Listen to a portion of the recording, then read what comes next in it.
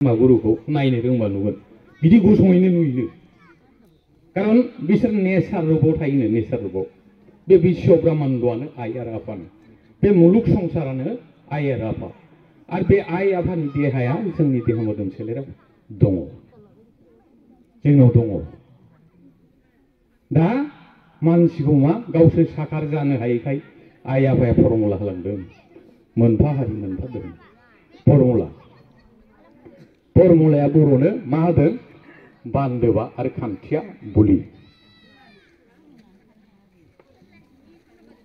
बेखौनो नोंसोर आंखौ सामफ्रोमबो साखोन सिखोनै लाखि होनदों सामफ्रोमबो साखोन सिखोनै लाखि गोदोनि दिनाव जाबाय जाहाथे बाथौखौ साफायै दोन नोंथांमोनहा जेरखम माइनावफ्रा दुगैयो लोबो स्र' आराम नुयो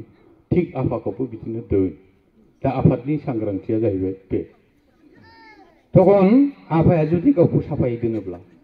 नोंथ' आफाजों गेलेनाय जानोसैना नोंनो गियानखौ होबाय थागोन आरोखि फिल'सफि पावार बाथौनि सान्थौनि बिगियानखौ नोंनो आफाया होगोन होबाय थागोन नोंनि गथ'नि गथायनि फिसानि फिसौनि बेनिफ्राय खुलुमनाय गाबज्रिनायाव गथ'फोरखौ लाफानांगौ समल' नङा लाफानांगौ जाहाथे दानिफ्रायनो आंनि गथ'फ्रा धर्मनि नाथार गोनां बिगियान गोनां जालाङो बेखौ लाफानांगौ जों गथ'जों इसोरजों जोंजों जुदि कानेक्टेड गैया जों संसाराव रायजो जानायाव न'खर खुंनायाव आन्दायो इसोरनि नीति मिथिया रीति मिथिला गथ' गथाय फोरोंनाय मोनब्रै खान्थिया धर्मआवसो दङनो खान्थि मोनब्रै धर्म खान्थिया मा राङाबो खान्थि दं बेसेबां बाहायनांगौ बेसेबां बाहायनाङा धर्मआबो खान्थि दं राजनितियाबो खान्थि दं धोरोमाबो खान्थि दं बे मोनब्रै खान्थि अर्थात सृष्टियाव सारि आथाल सारि खण्ड बुहुम अर्थात सा खोला सानजा सोनाब अर्थात आंनि सिगांथिं उनथिं आखिथिं आगदाथिं बुजिबाय बेखौनो जोंना सान्थि जायफोर थिखोयो फुजा होनो बेखौ बुंफैदों मा खायफाया जामखौ गांथाम गांसे होदों ब्रै होनाय लोगो लोगो मा जायो 4 खण्डनि सा खोला सानजा सोनाबनि दैमा दैसा हाजो हाला बेखौ गाबज्रिनानैसो सान्थि थिखोगोन शुद्धता शारीरिक गोथारथि नों बेखौ खालामग्रोनांगौ बिनि उनावसो आफाजों दर्शन जानांगौ बे नियमा ओंखायनो बाथौ धोरोमाव दं बिनिफ्राय बाथौआव ना बेखौ मिथिनानै ला बेखौनो खुलुमो बेखौ मिथिनानै ला जुदि सान्थिखौ मानो नांगौ गोथारथि न'खरनि सान्थि गोथार जाग्रोनांगोन होनदों फारफ्रोमनिफ्रायबो गाज्रि बिसि फिसाय नांलायथ'नो मोननाय नङा फुजा होनो टाइमाव गथ' गथायजों दावराव दावसि जानो मोननाय नङा थखनसो आफाया खुसि जागोन बे आं बुंनाय राव नङा कनसेन्ट्रेसना थिग जाया जेब्लानिखौ न'खराव सान्थि फुजा होआ गोसोनि साननायफ्रा लेथें फेथें जायो आरो मा दा बेखायनो शारीरिक आइ बिमा गंगानि दारै गोथारथिखौ लाग्रो होनदों दा मुक्ति मोननो थाखाय बिमा गंगाया मा खालामनांदों दहाय जोंहा सारानो खिन्थाखाबाय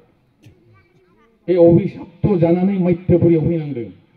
बेनिफ्राय मुक्ति मोननो मा 7 जन फिसाखौ शान्तनु राजाया समायखिरा लाखांनाय आंखौ जेबो बुंनो मोना होननानै 7 जन हगारखांनायनि उनावसो देबव्रतखौ बियो बादा होनो मोनदों बे बादा होनो मोनजानाय देबव्रतआनो बेनो बिष्णु बेखौनो दारि गोलाव थिरसायाव उन्दुग्रा महाभारत दा भीष्म टाइटेलनि खोथाखौ बिथां फोरोंगिरिया बुङाखै देबव्रतआ बोरै भीष्म जाखो दा भीषण समायखिरा लादों बिराद गिदिर समायखिरा बियो बिनिफ्रायसो बिनि मुङा भीष्म जादों बुजिबाय बेयो जाहैबाय महाभारतनि खोथाफोर दा जोंना मा धर्मनि होनबाथाय मानसिफ्रानो ओंखारा गैयाबा जे सांसारिक अबस्थाया मा जायो बेखौ दाबो जोङो आन्दाज खालामनोनो हायाखै नामाथाय आं बिदिबो नङो आरो नङो गुरुत्तसिना दस्रा खामानि दामानिखौ दोनथ' नोंखौ दैदेनदों दैदेनगिरि आफा बाथौ नोंनि जिउ नोंनि न'खर नोंनि गथ' गथाय गासिबो बिनि हिसाब खिताबनि बिगोमा सृष्टिगिरि आफा आनान गसाइ बोराइ बाथौ बिसोर जायखौ बै सैथो मुगायाव बर'नि आखायाव बोलि बिधाननि रीति-नीतिजों गथायलांखादों गथायलांखानायखा नों मानि दामानि नों खुलुम दा खुलुम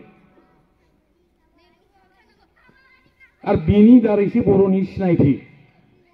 बे बोलि बाथौनि दारैसो बर' जाथिनि सिनायथि बोलि बाथौल' दं जाथिनि सिनायथिया गुबुन बर'फ्रा जेसेबांखि धोरोमाव लाया बाव जाथिनि सिनायथिया गैया दख'ना गाननो हागौ बियो जोमग्रा जोमनो हागौ बियो किन्तु सिनायथिया गैया सिनायथिया माजों माजों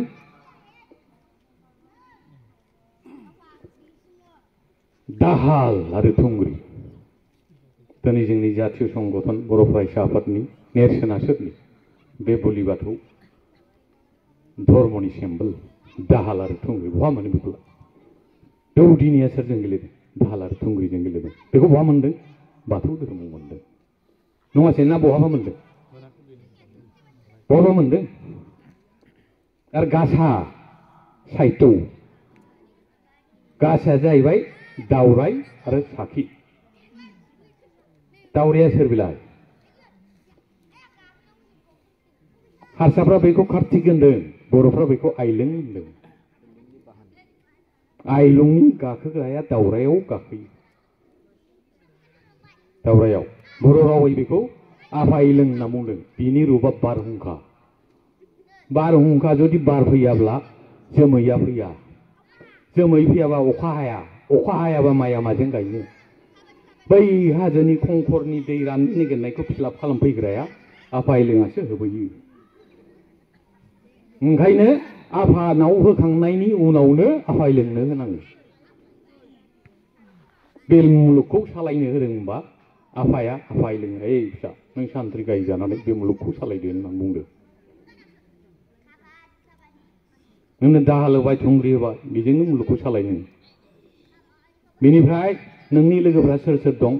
आइलें आग्रां खैला खाजि राजपुत्र राजखान्द्रा बाग्राजा सिग्राजा सौद्रिगि गलमाजि हगलमाजि जाहैजोब्बाय आरो मा बे 16था खुन्थिया जाजोब्बायब्रा बेनो लिडार नालाय नै नोंना बैसागा फैगौ नों अखा हानांगौ ना सारअन्थाइ गावनांगौ नोंनि ओइ नोंना माइया ओंखारहोनांसिगौ नोंना हाहा होनांसिगौ बिदिसोब्रा आंनि बुजिनायाव नोंथांमोननि बुजिनायाव मा आं मिथिया किन्तु मालाय आफाया मैथ्यपुरियाव जोंखौ सालायनो बाराय औवासै बाराय रोखोमै मा खालामदों सातखौ मैथ्यपुरियाव थिनहरखादों सात खायफा खायफा दौदिनिया सात फाथालियाव रेस्ट लाग्रा दं बुजिदों बे जोंना शर्मिला बेवाया सात फाथालियाव रेस्ट लायो हठात सप्ता बिसार सप्ता जोनोमनि गेजेरावसो जे बारायाव जोनोम जादों बिनिसो राशि थायोना थाया बिनिसो आखर थायोना थाया बिनि साय बे बेसेबां रोंगोन रोङा बबे टाइमाव मा जाहैगोन मा जाहैया बेखौसो एस्ट्रलजारा अंख सानो नङासे एथ' बैसोआव बे एथ' जाहैनो हागौ गथिखे हुसियार बेखौ आफानि खान्थिजों थाङोब्ला नों बारग'गोन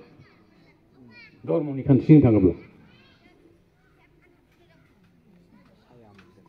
बे रीति-नीतिया सेस बाथौ दंखाजोबो गासिबो बाथौ दंखायो ओंखायनो आं बुंदों मानसिया पावार जेबो गैया दा नायखाङो ग्रह दानो मा दानो बेबो मानसिया बुंथिनानैल' होनो हायो नियमल' दं किन्तु गोहोआ गैया जुदि गोहो दंब्ला मानोथो मंगलबार सनिबारखौ हमदों बेलाय गावहानो गोहो थाखानायब्ला मंगलबार सनिबारखौथ' हमनाङा होमबा गोहोआ सोरहा जाखो बारायासो नङा होमबा नंना नङा बारायासो गोहो जाबाय दा नोंना सल्ल'आ बोरै जाखो नोंनि बाथौ सल्ल'आ बोरै जाखो आंथ' बान्दाबाखौ हा बार दै अर अख्रां होनबाय दाना सल्ल' दा खुन्थिया बोरै जाखो गोजौआव नयनो गाहायाव सातनो सात नय सल्ल'नो जों नुयैयाव नय जाहैदों